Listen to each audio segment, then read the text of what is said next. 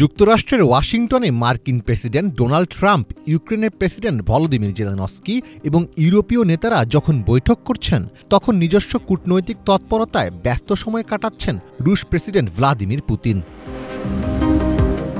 British সংবাদ মাধ্যম BBC জানিয়েছে, এখন পর্যন্ত 4 জন বিশ্বনেতার সঙ্গে ফোনে কথা বলেছেন পুতিন। প্রতিবেদন মতে 18 আগস্ট ব্রাজিলের প্রেসিডেন্ট লুলা দি সিলভার সঙ্গে ফোনে কথা হয়েছে রুশ নেতার। এছাড়াও দক্ষিণ আফ্রিকার প্রেসিডেন্ট সিরিল রামাফোসা, ভারতের প্রধানমন্ত্রী নরেন্দ্র মোদী এবং তাজিকিস্তানের প্রেসিডেন্ট এমোমালি রহমানের সঙ্গেও আলোচনা হয়েছে পুতিনের। তাদের সঙ্গে আলাপচারিতায় রুশ প্রেসিডেন্ট শুক্রবার আলাস্কায় হওয়া যুক্তরাষ্ট্র রাশিয়া শীর্ষ বৈঠকের মূল ফলাফল তুলে ধরেছেন বলে জানিয়েছে ক্রেমলিন।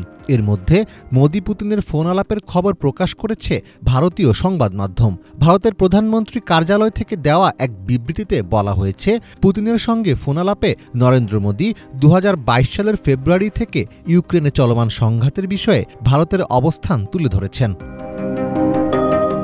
রাশিয়া ইউক্রেন ইস্যুতে যুক্তরাষ্ট্র ও পশ্চিমা মিত্ররা সবসময় ইউক্রেনকে সমর্থন করে এসেছে, কিন্তু যুক্তরাষ্ট্রের প্রেসিডেন্ট সরাসরি রাশিয়ার সঙ্গে বসেছেন, যা ইঙ্গিত দিচ্ছে যুদ্ধ বন্ধ বা সমাধানের জন্য মস্কোকে এড়িয়ে যাওয়া সম্ভব নয়।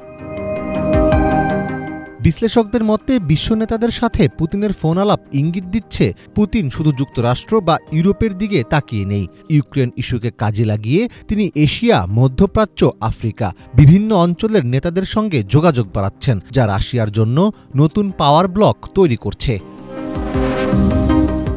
মীর ফজলে রাব্বি, বাংলা ভিশন।